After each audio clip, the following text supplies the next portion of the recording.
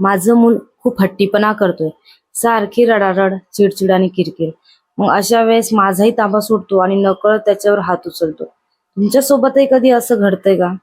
तुम्ही अशी चूक करत असाल तर आत्ताच थांबा. नमस्कार, मी प्रतीक्षा आणि आपण अशाच एका महत्वाच्या विषयावर चर्चा करत आहोत. मुलं म्हटलं की हट्टीपणा करणारच. मग अशा वेळेस मुलांना मारून, ओरडून आणि समजावून सांगण्यापेक्षा या 5 टिप्सचा वापर करून बघा आणि मग बघा मुलांचे टँट्रम्स कसे कमी होतात. नंबर 1, डिस्ट्रॅक्शन टेक्निक, लक्ष वळवण्याची कला. मुलं कधी कधी नको त्या गोष्टीसाठी खूप हट्ट करत असेल तर आपण काय करतो, लगेच ती गोष्ट त्याच्या हातातून हिसकावून घेतो. अशाने काय तर मुलाचा राग अनावर होऊन ती प्रचंड आरडाओरड करतात, रडारड, आणि तरीही नाही दिलं की फार जमिनीवर अंग टाकून देतात. आपण मग काय करतो, कंटाळून लगेच त्याला ती गोष्ट परत देऊन टाकतो. म्हणजे मुलांना माहिती असतं रडल्याने आपल्याला हवं ते मिळतं. अशा वेळी तुम्ही डिस्ट्रॅक्शन टेक्निकचा वापर करू शकता. आता हे कसं करणार तर बघा. फर्स्ट, बाळ रडायला सुरुवात झाली की अचानक इंटरेस्टिंग दाखवा. अरे, तो बघ, केवढा पक्षी आहे ते. अरे बघ कसा उडतोय.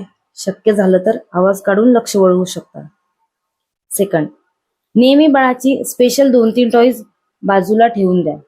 ते फक्त टँट्रमच्या वेळी वापरायला मदत होईल. आता बघा काय टाळायला हवं. अशा वेळी पालक लगेच मुलांना मोबाईल देऊन गप्प करतात. त्यामुळे मुलांमध्ये डोपामाइन लेवल वाढते. कधी कधी यामुळे मुलांमध्ये मोबाईलचे लॉंग टर्म ॲडिक्शन देखील वाढू शकते. सो डिअर पॅरेंट्स, मुलांना होईल तेवढं मोबाईलपासून दूर ठेवण्याचा प्रयत्न करा.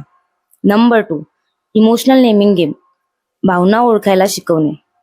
कधी कधी बाळ विनाकारण रडतंय, समजतच नाही काय करायचं.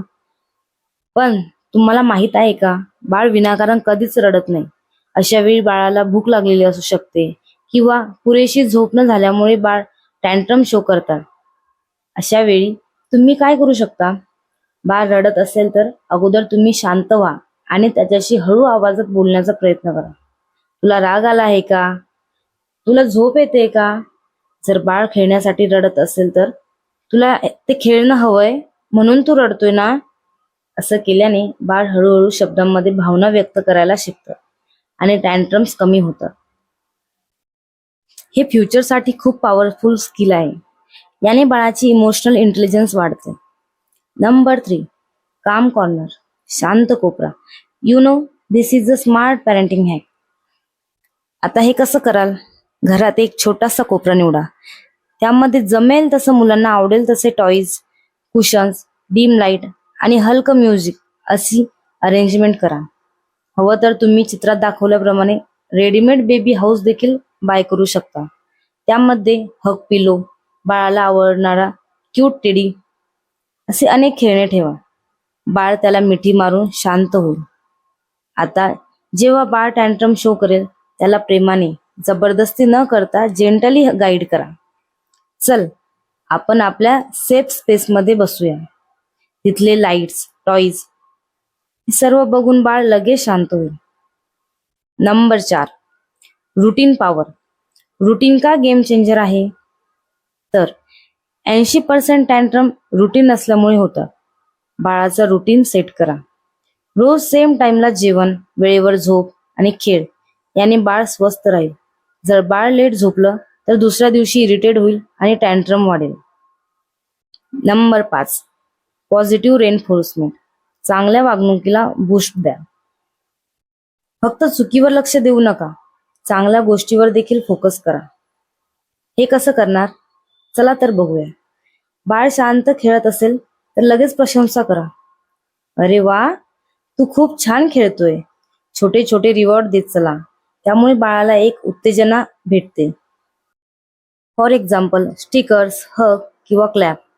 आणि हो, फीडबॅक डिले न करता लगेच द्यायचा. व्हिडिओ शेवटपर्यंत बघणाऱ्यांसाठी अजून 2 बोनस टिप आहे, ते व्हिडिओच्या शेवटी सांगते. आता कोणकोणत्या मिस्टेक टाळाव्यात.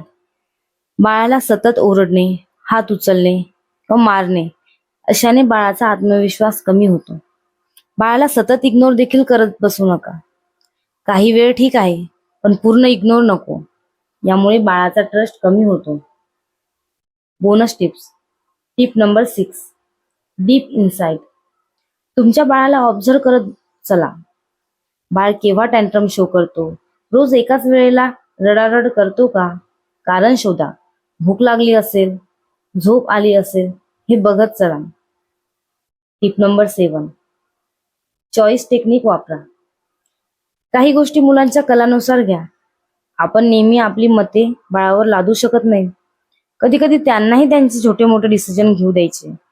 फॉर एक्झाम्पल, तुला आज कोणत्या कलरचा शर्ट घालायचा, लाल की निळा, तुला आज कोणता खेळ खेळायचा, क्रिकेट की लुडो, तुला पोयम ऐकायची की स्टोरी. असं केल्याने मुलांचा कॉन्फिडन्स वाढतो, त्यांनाही डिसिजन मेकिंगची सवय लागते.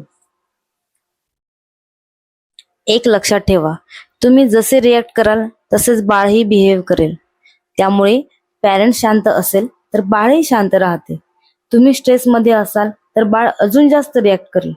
सो डिअर पॅरेंट्स, बाळाला न रागवता न चिडता होईल तेवढं प्रेमाने समजावत चला. मुलं आपोआप शांत होतील.